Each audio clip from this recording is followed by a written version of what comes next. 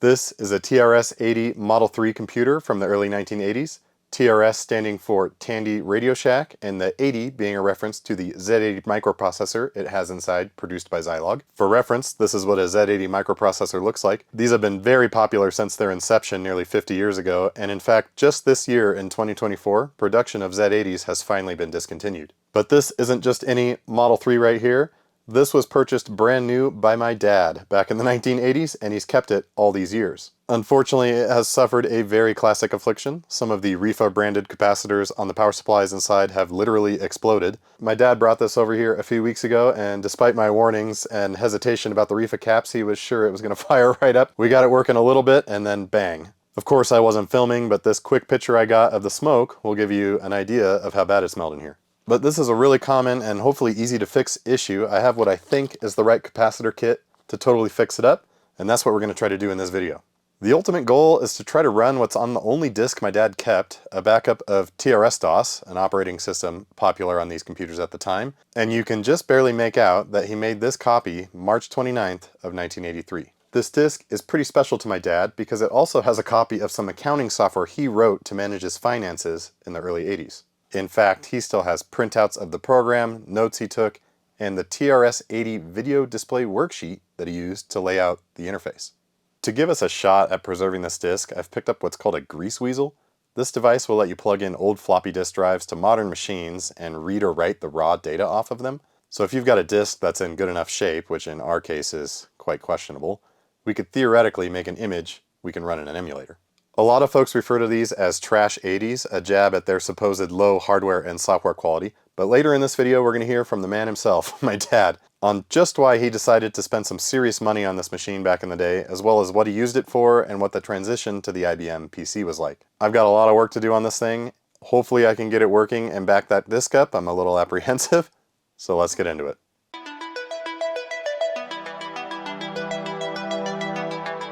We're definitely putting the retro in Collab Retro today. I think this machine came out around 1980, and in fact is the first computer I ever remember using. I didn't get very far on it when I was a little kid. As you'll see, it's just got like a basic on it or something.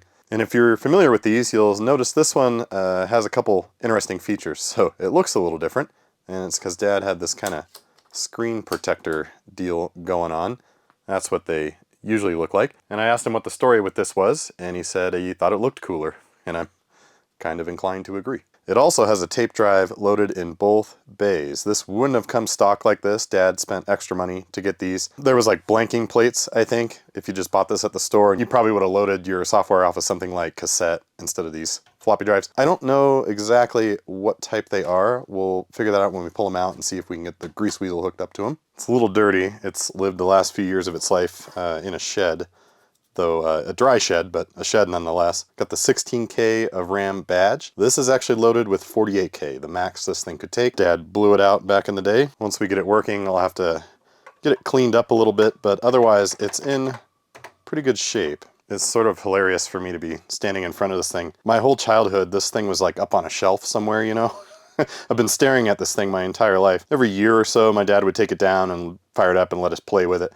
It's kind of sad that it finally blew, though it was inevitable with those Rifa branded caps. I think Dad took it off the shelf, you know, every year or so since he bought it in the early 80s, and it always just worked. So to get in this thing, there are two types of screws, depending on where they are in the case, mostly on the bottom, as I recall. Dad and I popped this open to take a look at those caps after they blew up. And then there was 1/3 variety, this weird black screw. And if we flip it around to the back here, that's where the black one was, and the whole case won't come off without that single screw out. These things are a little nerve-wracking, in my opinion, to take apart. So the screen is here, obviously. It and the keyboard are going to come up as one unit, sort of the shell over everything else. And at the back of the CRT neck, there's another piece that's going to stay with the case, and the neck is just super close. Like you have to really pay attention that you're not going to bang the neck around and break it. Hopefully I didn't when I last put it back together. So I'm going to get the camera out of the way so I can totally focus, and I'm basically just going to lift this thing over and see if I can get it safely taken apart. I misremembered the keyboard stays on the bottom. So here's what I was trying to explain. This piece stays with the case, and there's the neck of the CRT. And as you can see, there is just like not a lot of room right here, and it would be so easy to just bang that right into this and ruin the whole adventure. And our serial tag floating around here in the case. I'll probably tape that on there. I have no idea if that is new or old. Here's the CRT assembly, its board and everything, power and everything. Comes over in a removable connector that I'll probably pull out. Obviously, it goes without saying, be really careful when you're dealing with these. Probably shouldn't even have my hand this close. This has been on relatively recently, and I'm not going to discharge it or anything. These will kill you, or at least they can definitely put you in the hospital for a few weeks. So stay away if you don't know what you're doing.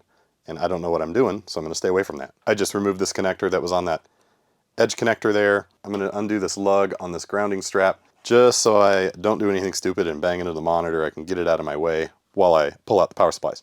It was actually just a spade connector.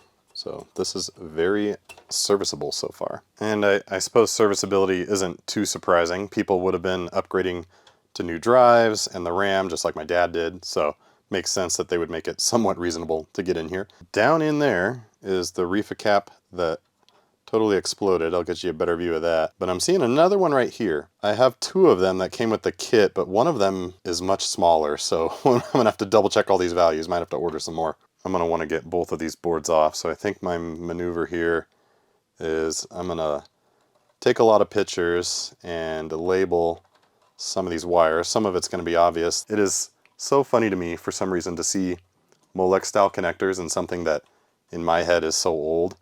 You know, because I grew up using these, I still use these. Kind of funny. These two power supplies look identical, and so I'm starting to think I have two because I've got the two drives. Maybe you buy another one when you want to fully load the drive bays. I'll do a little research on that. This one's going to be pretty trivial to get out. I'm going to have to remove the drive bays to get into this one. All right, I'll get all these out. These are really on there. The plot thickens. These have nuts on the other side of the drive cage in here. I can't just unscrew them, they just spin. I'm pointing you inside the drive bay here, and those nuts on the back just spin freely. So, okay.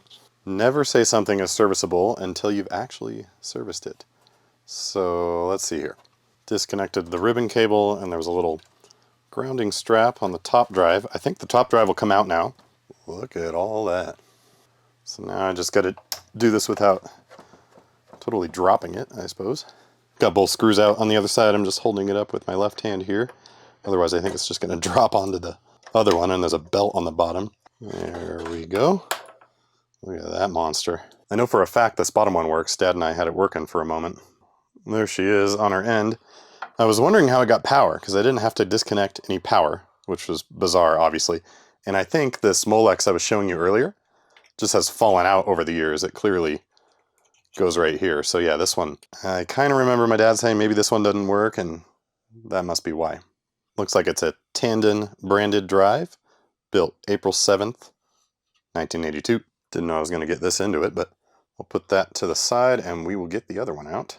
There we go. They're both Tandon branded. This one was made a month earlier, and they look pretty similar. So they might be jumpered to be in a certain configuration. I'm seeing there's like this jumper wire business going on whatever that thing is. Then over here on the other drive, it's in a slightly different position. So this is the top one. I think I just need to remember that. No big deal. We have a lot more access, obviously. I can get this one off because I can reach the nuts on the other side. This whole assembly comes off, but I don't know that it was going to do me much good. Made more sense just to pull the drives, and then I'll be able to get this back one. Everything is out. Mercifully, these do not have nuts on the back. They're actually threaded in, so I don't have to take this all apart. Check out all this crap that spewed out of the capacitor when it blew up, so I'll wipe all that out. I don't know what this is. Here's the one that gave up. So the deal with these, I think, is they crack over time and moisture gets in there, and eventually they just sort of give up entirely. It doesn't usually hurt anything, so hopefully we can just replace it. Here's the other one, and you can see on the side it's beginning to crack, so it hasn't given up yet. Hopefully you can make that out, those cracks that are starting to form, and eventually it will explode. I was doing a little more research, and I only bought one cap kit, but these Model 3s, at least the one I have, can come with two power supplies, obviously. I wasn't aware of that. So I only bought this one kit. It came with a bunch of the other caps. I'm not even going to worry about that. These don't look bulged. It was working until this one exploded. So I'm just going to replace this one. And then I was doing a little more research. These can technically run without the cap at all. It's doing some sort of AC filtering or something. I don't think it's ideal to run these without it, but while I wait for another one to show up, I'll replace this one, and I'm just going to snip this one off. I'm letting the iron heat up here, and I should point out, some of these capacitors can hold a lot of juice for a really long time, so you need to know what you're doing about discharging them or not touching them at all. It's actually very dangerous to work on these right after they've had power, because these big caps will still have voltage in them, and they can zap you, so be very careful. While that's heating up, it's a good opportunity to address how I pronounce the word solder. I have a pretty generic American accent. I grew up in the Pacific Northwest, you know, so I don't have like a southern accent or an eastern accent or anything. And I kind of dropped the L, and everyone I know that I've ever said the word solder with kind of does the same thing, ends up sounding like solder. And I tell you what, people really do not like that, especially people from the UK. And I'm sorry, that's how I pronounce it. Radio Shack was using nice solder. That went really smooth. It's kind of interesting. Here's where the one that busted was. You got the damage here. Kind of really took it out on this thing, whatever this is, a fuse or something. I don't know what that is. Hopefully it's okay. There's 2 holes on each side, even though there's 1 leg. Let me flip it over. So here's the back side where that cap was, and there's clearly 2 holes. You know, they're all connected on the same trace. So maybe they used like 2 different size caps or something? I don't know. Well, I'm going to put this replacement in there. All wrapped up. There is our replacement, looking a little more modern. I'm leaving that one unpopulated. We'll see if I regret that. And then we've got the busted remains of the one that exploded. I'm glad I pulled this one. It hadn't gone yet, but probably the next time I powered it up it would have. I think I'm going to get it back assembled just with the power supplies in, and I'll leave the drives out for now. We'll see if it works. And then we'll figure out what we need to do about our floppy disk recovery operation. Look at this cruel trick. I installed the power supply with this plate on the bench because it was way easier. And I can't screw in the other screw now because the power supply is in the way. So I get to undo all that, put this back on, and then put the power supply on it. Well, that wasn't that bad, but it also kind of wasn't that good either. You know what I mean? A little bit of a maneuver to get that on there sideways with all the spacers, but we got it. Before we power it up, these knobs for screen adjustment, these potentiometers, are pretty notorious for gumming up, and this one barely moves at all. So I'm going to get some contact cleaner in there and let it sit. De-ox it or something might be better, but we'll just use this contact cleaner. Oh yeah, you won't be able to tell, but this one is completely free now. That's awesome. This one, not so much. I'm gonna have to work on this one. Things have escalated, of course. This one's totally seized up. Pulled it out of its bracket so that I could pull the plastic clip up. I don't want to like mar or mangle this thing. We're just gonna have to manhandle it. Man, that is not good. To get a closer look here. Well, no luck. Utterly seized up. I took a picture of it to order a new one for the future. One of these is brightness and one of these is contrast. Hopefully that's not the one we need, but this one moves perfectly now, so I'll take it. Okay, I've got the monitor all hooked up back over there. On the right side of the machine, just under the keyboard, is a power switch. That's how you turn it on. I don't know if it's on or off, so I've plugged it into something I do know is on or off, and I'll point you at the screen here. I guess we'll go for this vantage point in case something explodes over here. You can check it out. I'm ready for the worst. Okay, I don't know if the switch is on. Nope. Let's turn the power switch on. The tube is making noise. I saw it light up. The CRT is definitely on. I can hear it. And I can see something coming up. Yeah, it's going to be a nightmare to film. Let me adjust. Look at that. It's asking for cassette. It's too bad that the screen's a little off. I wonder if there's probably adjustments I have to do on the CRT. This is because the disk controller is not plugged in. So a basic machine like this is just going to start up and ask for cassette. I don't even know what happens. Look at that. We are in basic. Okay, this is great. Let's move on to the disk. It's a couple days later, and I've been setting up some experiments here with the Greaseweazle to wrap my head around it. The field of floppy disk recovery is quite deep, but here's a quick primer on how these disks work. Stored on the media are magnetic field transitions, known as flux transitions. You can kind of think of these transitions as 1 and 0, on and off, but they're not the binary data or ones and zeros that the computer needs. That comes into play later. The beauty of a device like this is that it can read the raw flux data off of the disks. So if you've ever seen some of those YouTube videos where they have really cool visualizations of floppy disk recovery, that's what we're going to do today. That's the raw flux data. So you can get the flux data off of these disks onto the computer with this, but to actually turn that into binary data that a computer can use, you need to know the encoding scheme that was used. These IBM disks and this 3¼ inch floppy largely used something called MFM. Earlier disks used FM. I'm 99% sure that the TRS-80 and this disk we're going to try to recover today should be MFM. Something like a Commodore 64 disk would have used something called GCR. But this isn't a floppy disk video, nor am I qualified to explain it. Suffice it to say, we want to rip the raw flux data off the disk onto a computer with the Greaseweazle, convert it into something the computer can understand, and we can only successfully do that if we know the encoding scheme that was used. The encoding translates the raw flux data on these guys into binary data that we can see on the computer. First up, I got to get these things hooked up to the Greaseweazle. So it's got the normal, floppy style connector on the back there, same as this one. This one, however, has this like Sugart style edge connector here.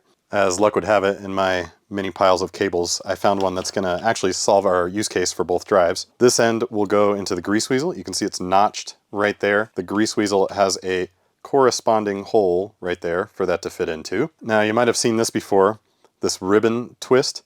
In the IBM drive world, there's drive A and B.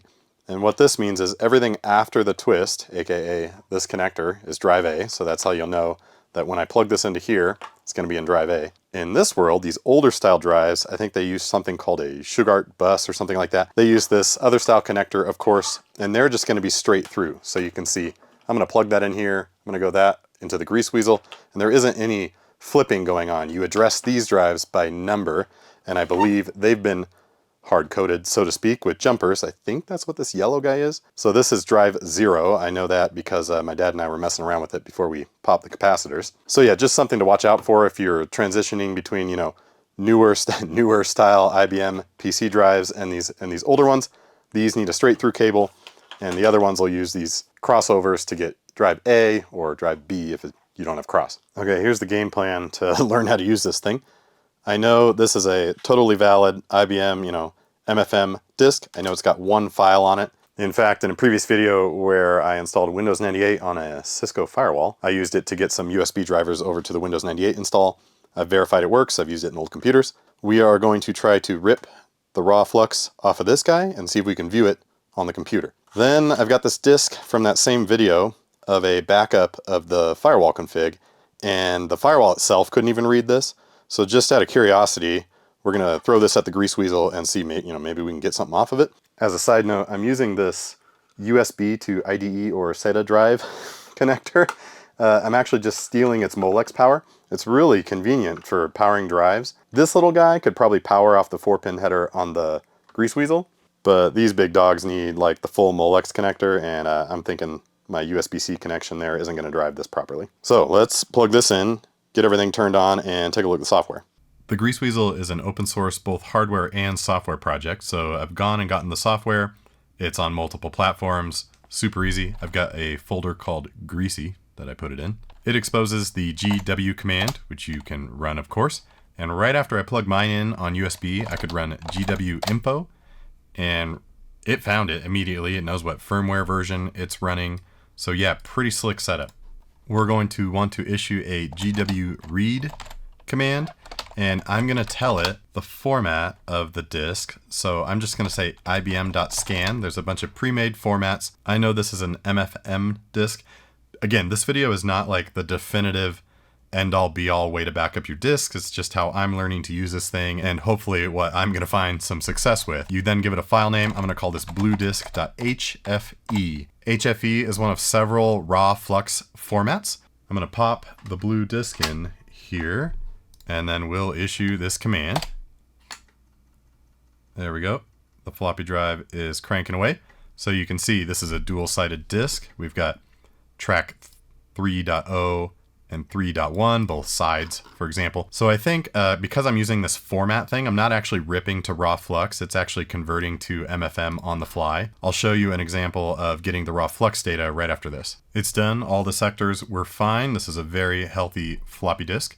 Now we're going to transition over to something called the HXC floppy emulator software. Let's choose that blue disk.hfe file we just generated. Then we're going to hit the track analyzer. I'm not going to pretend I understand all this, but if we go to this track view and go down to dummy disk, here is that cool visualization of both sides of the disk and where the data is, and if there's bad sections of it. This disk, of course, is really healthy. And as I'm looking at this, maybe it did do the raw flux rip because I'm seeing it doesn't know the track format. But this tool's kind of smart, so this is awesome, by the way. I wish I knew what any of this meant. This tool's pretty smart, so you can go to this disk browser, and I think if it understands that it's like an MFM disk, there's my exe file right there that I was telling you about, and you can actually export from the HFE flux file to, some other format with this tool. There's other tools that can do it as well. In the dropdown, we can turn this into an IMG file. We'll just call that bluedisk.img, and we should actually be able to open it on this computer. So I'm going to attempt to open it with WinImage. And there we go. On this Windows machine, I can use some software that knows how to open IMG files. We have the binary data from the disk. We got it from Flux. Very cool. Next, we'll try a slightly different command that should just get the raw flux data off this suspected bad disk. This time, we're just going to issue a read command without a format. I'm going to call it pixdisk.hfe. And when you're doing this, at least with the HFE format, you need to know or guess the bit rate at which the disk was made. So I happen to know this is a high density disk and that those happen to be at 500 kilobits per second. So it's a little more nuanced to get the raw flux data, at least in this way I'm doing it. Again, there's probably a million other ways to do this. I am not an expert. I'm just showing you a couple things I've tried. I haven't tried it on this disk. Let's see what it looks like in that analyzer, or just how far we get here. It thinks it's done, and then it read all the tracks. Let's load it up. The moment of truth. This one looks a little different. I don't really know what I'm looking at, but like there's no data here, I think is what it's telling us on both sides. And then maybe we've got, I don't know what orange means. I don't know what I'm doing. Red can't be good. So yeah, maybe some damage on this disk. That wouldn't surprise me. Now, because I didn't specify a format, this is just the raw flux. And you need to use a tool like this, knowing the encoding, to export it. So I can export here. Gonna try to open it up, and yeah, empty. So, and if we try to do disk browser here, nothing. So something's wrong with that disk, I suspect. So yeah, these little issues we're seeing here and these red sectors here are corrupt. So much for that. 3 hours later. So my next cunning experiment was to see if I could get this drive working, but before hopping right to this disk that I really care about. I mean, it's not the end of the world if we don't recover this, but it's a fun experiment. But I don't want to exercise that disk more than I have to, you know what I mean? In case it's only got like 1 or 2 reads left. So I thought, well, I've got a lot of Commodore 64 disks, and I mean like, I have a lot of them. Theoretically, as far as I can tell online, I should be able to read these with this drive. Now, this is a double density, dual-sided 80-track drive. And in fact, you can see in this excellent brochure all the information I'd ever need to know about it. Commodore drives, on the other hand, are quite different. Despite being the most excellent looking floppy disk drive of the era, in my opinion, they're kind of weird. They use like 36 tracks. They use like variable writing speed or something as they progress. But there is a Commodore 64 profile for the Greaseweazle, and everything I read online kind of implied to me that you could maneuver this 80-track drive into reading these disks. No luck whatsoever. Let me show you what happens. I'm going to throw this known good disk in and see if we can read it. I grew up with the 3 1/4 inch drives, and these big ones always feels very unnerving to me that you're just kind of sliding a piece of paper in and hoping for the best. So here's one example of a command I've tried. The Greaseweazle comes with a config for the 1541 drive, which theoretically should take care of all the configuration I need to get this drive to behave. I've tried all the other incantations with specifying the tracks manually, the double step. Trust me, I've tried it. It doesn't work. Notice I need to specify drive equals 0. Remember I was talking about the cabling earlier. We can't just assume we're drive A anymore because we're on the straight through cable with the Sugart bus. Well, let me show you. Drive is spinning up. I'm kind of in shock. It's doing a lot better than it did before. It used to be like tons of sectors were missing. We are missing sectors though. You can see where it's giving up on certain tracks. Retrying a bunch of times. This drive just doesn't want to read C64 disks. That being said, I did this like for an hour and a half off camera and it wasn't doing this well. So yeah, here we go. Falling apart. Ignoring unexpected sector. I don't know. It found 87% of them. I have never seen it find more than 0%. So, not sure what changed. Yeah, I don't know. We'll turn it into a D64 image and see if an emulator can see it. But I doubt it. I couldn't get it to work. And I'm getting distracted. This is not a C64 video. Let me know if you want more of that content down in the comments below, I guess. Well, let's go for broke. Get back to the TRS-80 business. Let's try to read the raw flux off Dad's 40-year-old disk here. I'm scared. I think it's an MFM disk based on my research. There are Model 1 and Model 3 like hybrid disks that are FM and MFM put together. This one almost certainly was written with this drive in that computer by my dad. So I'm probably pretty safe to say it's MFM. And we're going to read it into HFE and see what happens. Uh-oh. Got a little excited. I forgot to tell it that it needs to go to drive 0. We'll see what happens. It's spinning the disk. We are reading the raw flux. So check this out. It's one-sided. It knows that it thinks that there's MFM on one side of the disk and empty on the other. I don't think that is a surprise. Alright, I'll be back. Hopefully we get something good. This is an 80 track drive, and after about track 40, a bunch of the tracks are empty, so maybe that's fine. 100% of the sectors, it thinks it found everything. Let's look at the visualization. I don't know why I keep pulling this up. It's not like it means anything to me, but I love seeing the visualization. So obviously it's a one-sided disk, or at least it only has one side written to it. The other side's blank. That's probably not too surprising. This is great. I think this disk is healthy because it was able to read everything. It didn't have to do any retries. And theoretically, we could turn this into a disk image for a TRS-80 emulator. I've played with that a little bit. It looks like a lot of work and I need to do a lot more research. Okay, incredible news. Like, I was able to figure it out in like 5 minutes.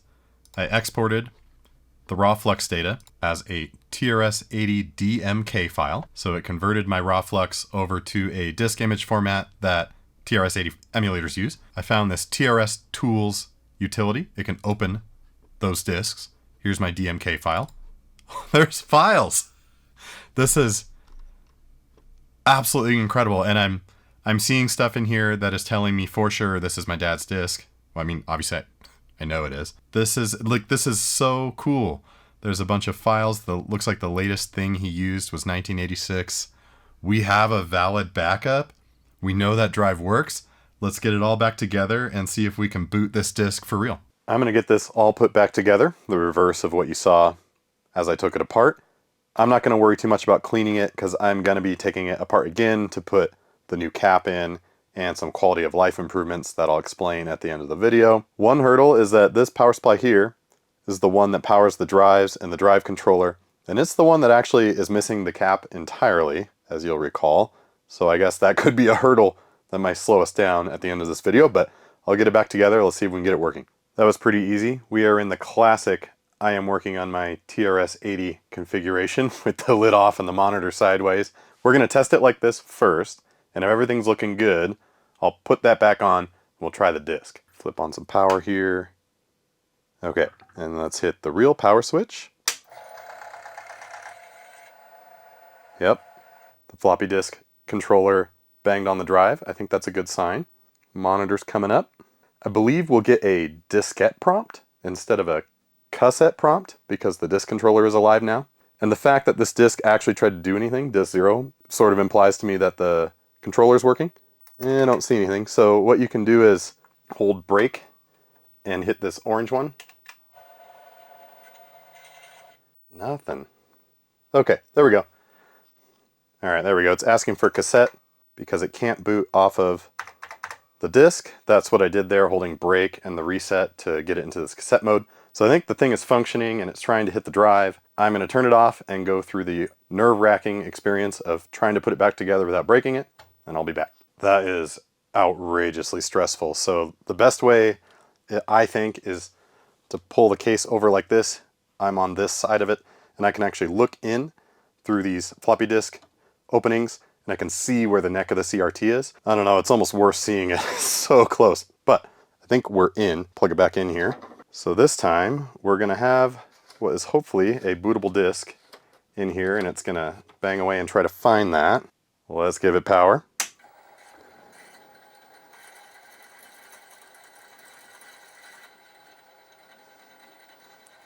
Look at that, TRSDOS Model 3. It is working. This is what my dad and I saw right before it exploded. On the left side here, it's all garbled. Future work here is to be adjusting this CRT. I think it's all savable. TRS-DOS ready. Okay, now I need to go learn TRS-DOS. Not to worry though, Dad's got us covered. He kept the manual. It's a DIR, D-I-R. I suppose I could have guessed that. Error 5, no! Uh-oh, maybe this disk isn't so healthy after all. That sounds a little better. Well, I'm really glad I got a backup. So, part of it is I just don't know how to use TRS-DOS. And another factor is I think that disk is tired, or that drive is tired, or both. So I think DIR is just supposed to list all the files. Error 5 means data record not found. So I can also list out the contents of a file. And I know the list of files because I have the full backup, which is awesome. So there's one called garage.basic, and you use a slash for extensions in TRS-DOS. And it's trying. Error 5. So yeah, it's having trouble, but we're kind of getting somewhere. I'll explore that in the future. But in the meantime, this is tremendous progress. When my dad came and dropped this off a few weeks ago, we sat down and had sort of an impromptu interview, and he talked a little bit about what he did with this thing, why he bought it. So I'll show you that now. I hope you find it interesting. I'm here with my dad and a TRS-80 Model III that he bought brand new back in the early 80s, and he's going to tell us a little bit about the computer, why he bought it, what he was doing with it, and what he thinks about it. All right. Go ahead. All right. Well, I had experienced my first programming class in college, and it was a basic programming class, which is what you tended to learn in college in the late 70s. And it was on a personal computer at that time known as the CompuColor. It was actually a really decent computer, but So what? I've never even heard of the CompuColor. I don't think they sold in big numbers, but it was a nice quality computer. Came with floppy drives, and you could pick the color of the character cell and put colors in there and stuff. But the class kind of turned me on to programming. I was instantly hooked. And so I started looking for a personal computer that I could afford, and they were very expensive back then. At the time, the two choices that had any kind of programming language options was the Apple computer and the TRS-80, in particular the Model III here. I chose the TRS Model 80. It sold in bigger numbers. It had more magazines devoted to it. There were more languages available for it at the time. So I was taking courses in college, COBOL, Fortran. You said you used to run a Fortran or a COBOL? Fortran and COBOL compiler on here? And what was that like? How did that work? You had to do multiple disks. You know, you had to write your program, link it, and compile it as a separate set of disks you're putting in, and it's looking at the program, and it's storing it on the disk drive. So when I purchased this, which is early 80s, I was in school. I had left work. I lived in Issaquah. I didn't live on campus, so I would commute. And so time was kind of the essence. So I would do all my programming at home on this computer, print it out, and then take it to school to type it in because it had to be done online at school. And at school it was a VAX equipment. Early, I mean, it was really nice that they had such nice equipment at that time, but it was a VAX 1180.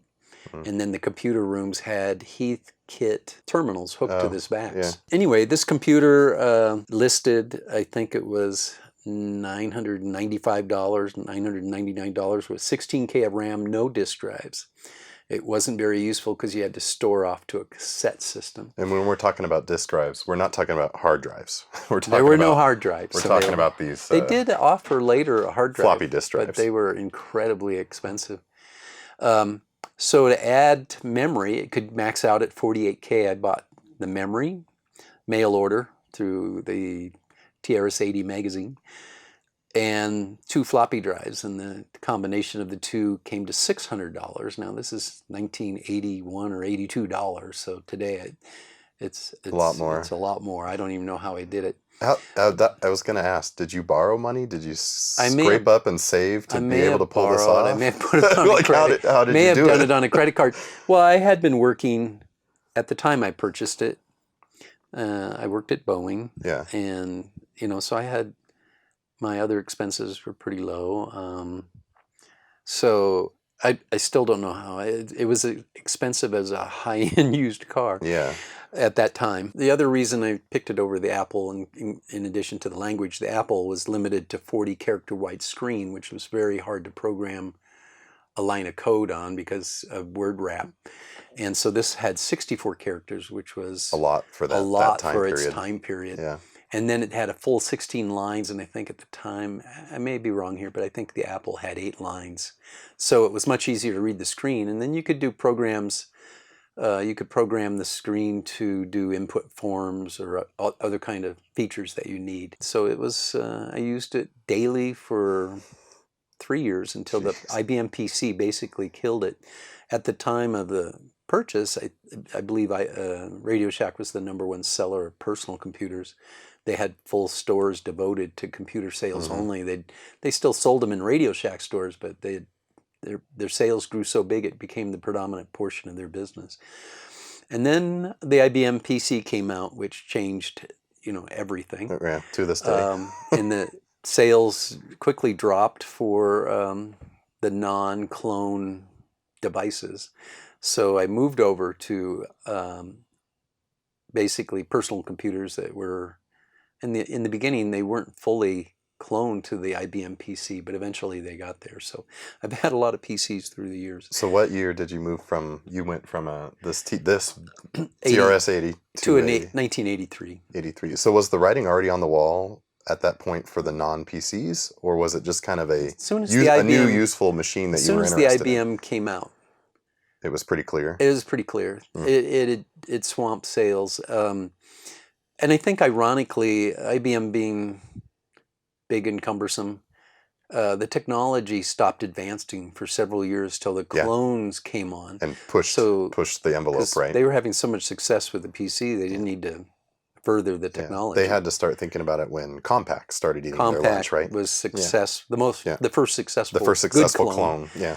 And then they started coming out with other models or doing their, I don't know, the one that had the special, they're trying to prevent clones with their architecture. I can't remember what the... OS2. That was the OS2, software. IBM, the micro channel. MCA, the microchannel architecture. They were trying to... ISA bus. The ISA bus needed to be replaced, and IBM wanted to use microchannel architecture, and everyone got together and said, no way. Microsoft got with Compaq, and the rest is history. Yeah. So basically, I bought it because I had instantly fallen in love with computing and programming. Now, we fired this up today.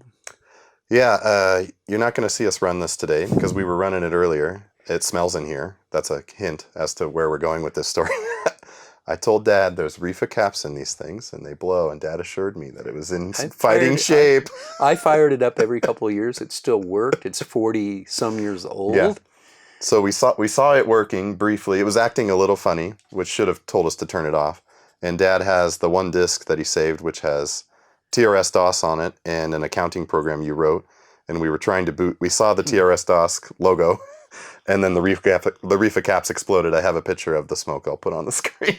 So it kind of smells in here. Yeah, it normally booted to BASIC directly if you didn't have a diskette in. And if a diskette's in the drive, it would boot to the TRS-80 operating system.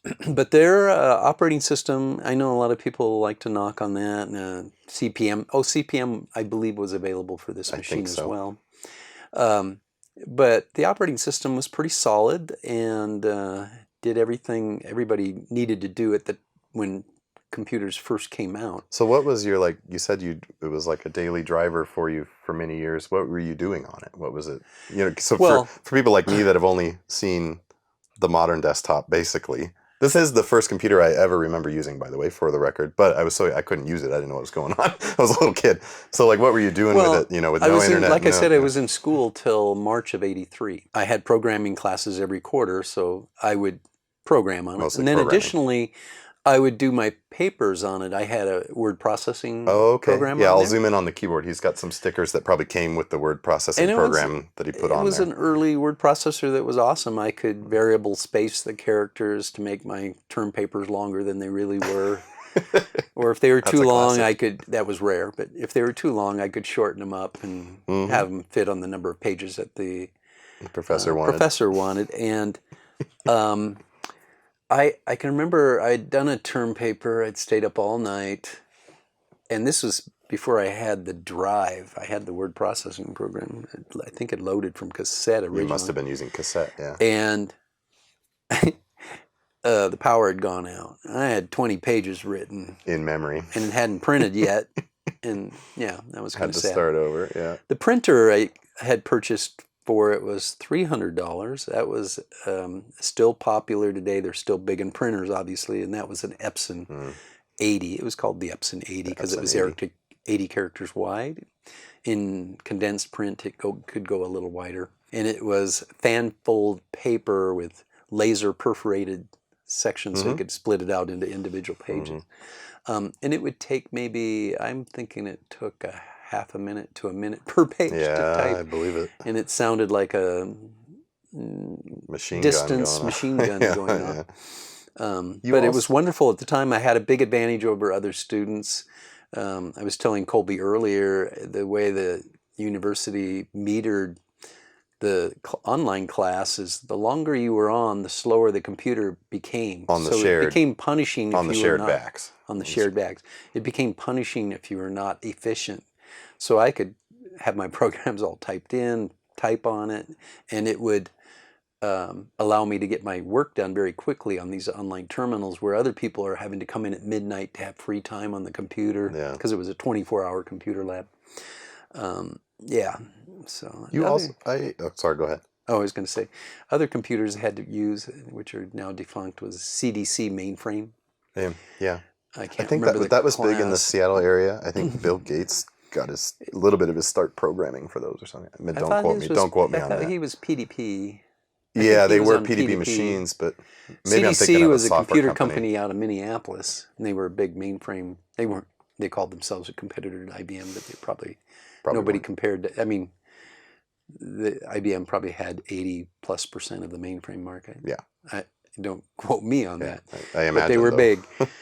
But yeah, they had started a revolution on where adoption of the personal computer, with IBM's name on it, it was like, okay, we can buy one of those now. Yeah. Even though they didn't really perform a lot of stuff yet, but items became available.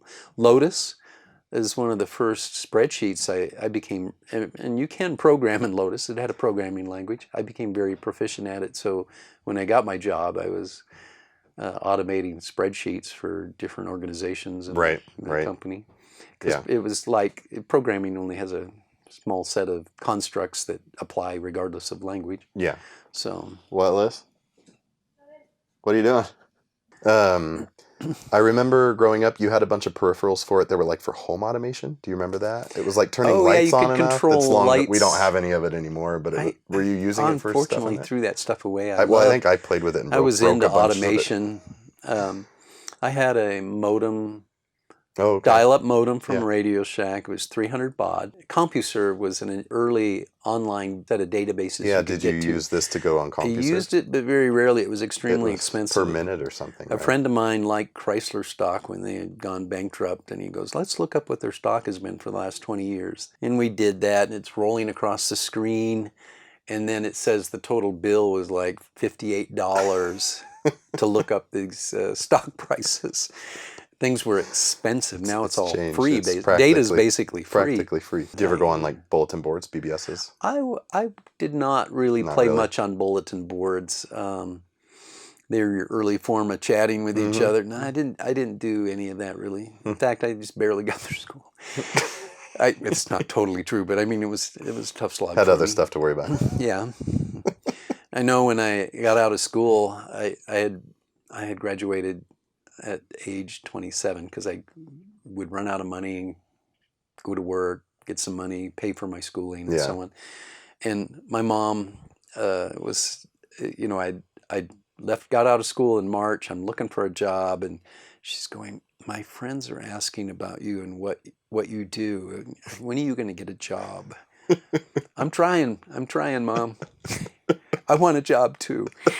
So, but I got one fairly soon. I think it was in May. So I got out in March, and that's not bad.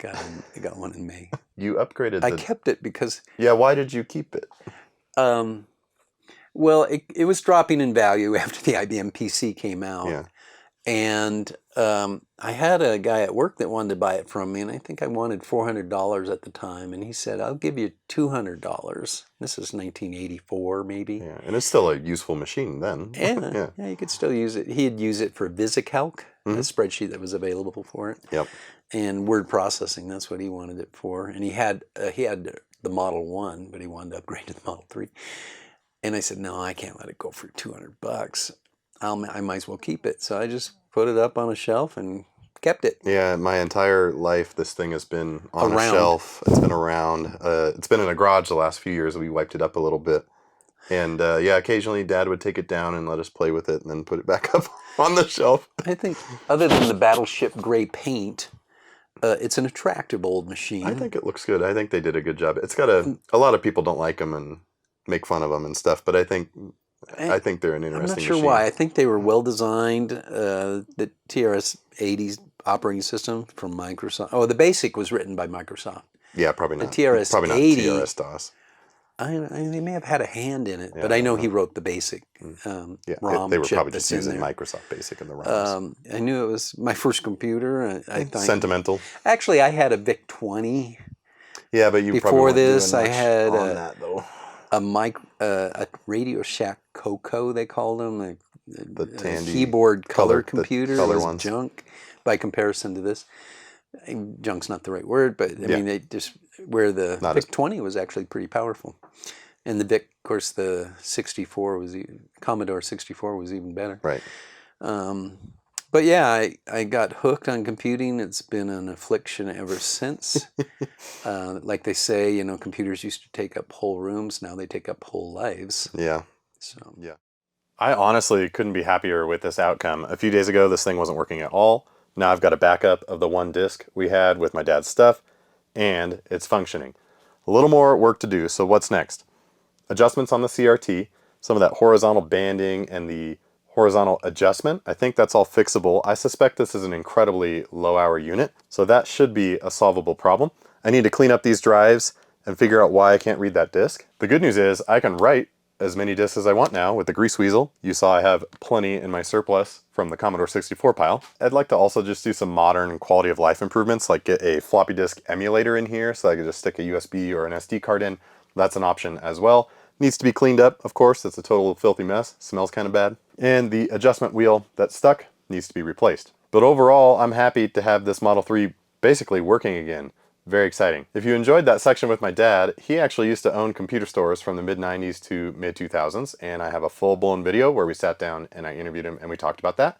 So definitely check that out if you're interested. I know this was a little more retro than my normal content. Let me know what you thought. This is sort of a family heirloom of sorts, so I kind of wanted to get it going as fast as I could. Thank you so much for watching, and if you haven't already, please consider subscribing. It helps the channel grow. I'm trying to get to 50,000 subscribers by the end of this year. And if you'd really like to support the channel and help me buy extra parts and all the other stuff I'm doing down here, I'm on Patreon. And just recently, myself and the guys over at the Serial Port have decided to collaborate a little further. As of the filming of this video, my $5 and up tiers get access to the Serial Port Discord. That's the Discord I am by far the most active in. There are plenty of like-minded folks in there discussing all sorts of stuff, from modems to these machines, the Greaseweazle, you name it. So definitely go check out the Serial Port Patreon or mine if you're interested.